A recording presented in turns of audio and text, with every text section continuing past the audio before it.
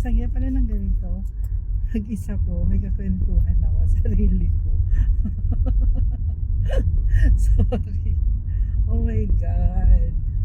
Pero sa nakikita nyo, mataba ako dyan. Pero sa totoong buhay talaga, ang payat ko. Promise. Joke lang. Hello guys, good afternoon. Tanggamin nating napuntahan.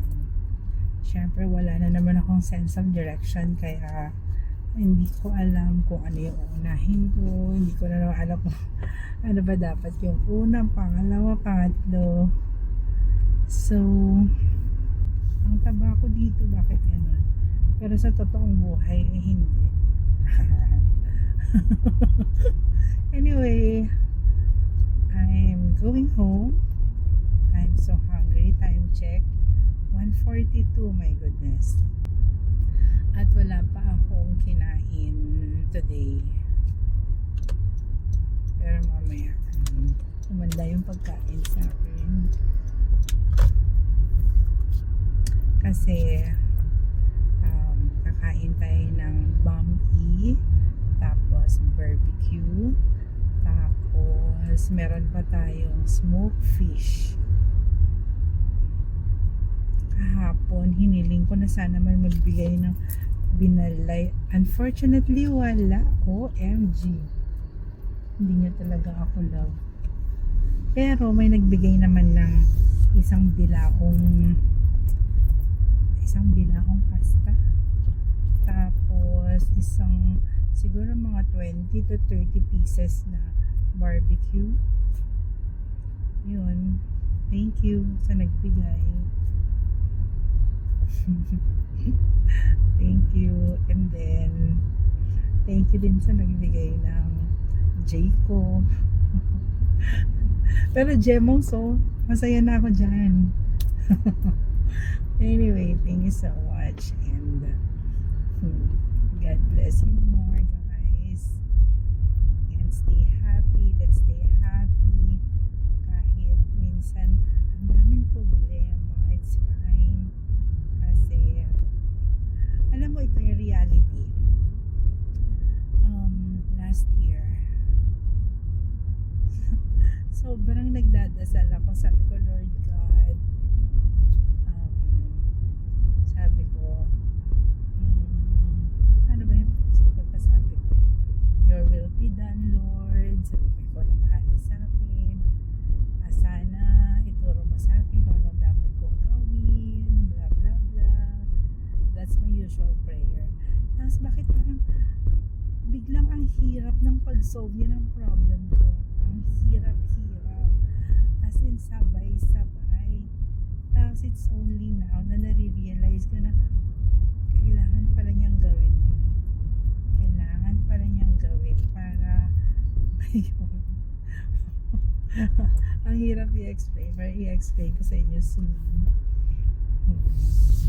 At saka happy din ako dito sa sa cellphone holder ko. Cellphone holder ba tawag dito, or car cellphone holder? Hindi ko alam. 84 pesos lang, pero nakaka-hold siya ng ng phone. Kasi siguro nag-try na ako siguro ng mga lima dito, pero unfortunately hindi lahat sila nag-work. Ito lang, bukod tangi lang itong holder na to. Saya pala ng ganito. Mag-isa ko, may kakwentuhan ako sa sarili ko. Sorry. Oh my God. Pero sa nakikita nyo, mataba ako dyan. Pero sa totoong buhay talaga, ang payat ko. Promise. Joke lang. And I'm finally home. I am nandyan pala. Nababaliw na ako. Monday, Thursday. Almost home lang. I exaggerated. Sabi ko home na, pero almost home lang. Ka talaga. Siguro mga 10 ikot na lang ng gulong.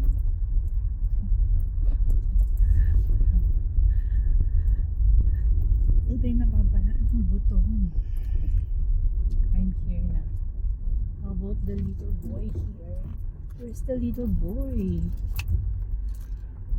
May little boy dito eh. Meron kasi kaming dog na napakakulit. Si Tinoy na pinanganak ng Valentine's Day. Kung hindi ko pa hinanapin, oh my God, sorry, kawawa ka naman, bebe. Bakit ka naipit? Ang kulit-kulit mo kasi. Dito dapat ka na. Ang kulit mo, ang kulit mo. Talagang pinilit mo, ha? Ang kulit mo kasi akin na. Ang kulit ng baby boy namin. Baby boy, come here, baby boy. Ito yung ano eh. First time na hindi niya ako sinalubog, yun naman pala naipit. Hindi, pilit niya talaga. Naipit ka lang pala eh. Kaya pala eh. Kaya pala walang sumalubong sa akin. Naipit ka pala dun sa gilid. Talaga tong baby boy ko na to. Baby boy, look oh. Baby boy, look. Look at the camera.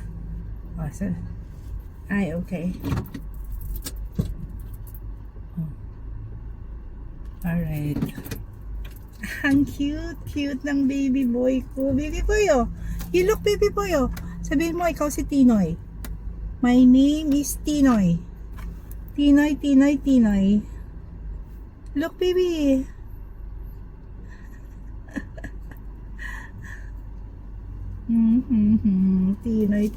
Tinoy. Bye, guys. Bye for now. I say bye. Bye.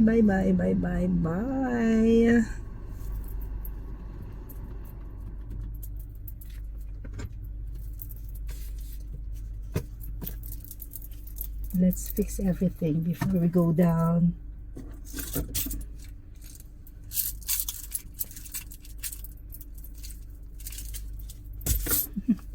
Sige na, baba ka na, bebe. Baka na masyado apurado eh.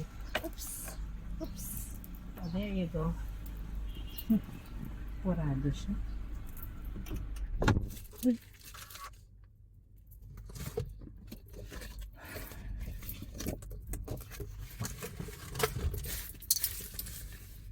Nagpayong ako kanina, hindi pwedeng hindi magpayong, napakainit.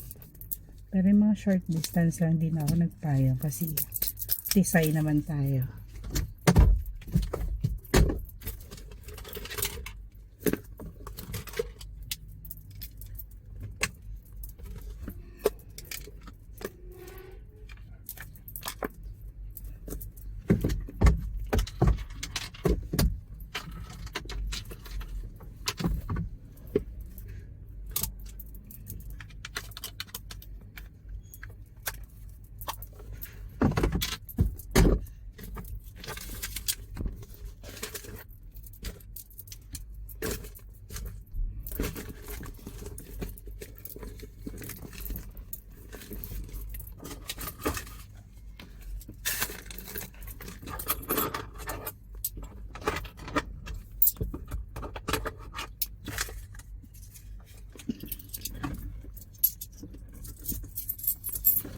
Let's go.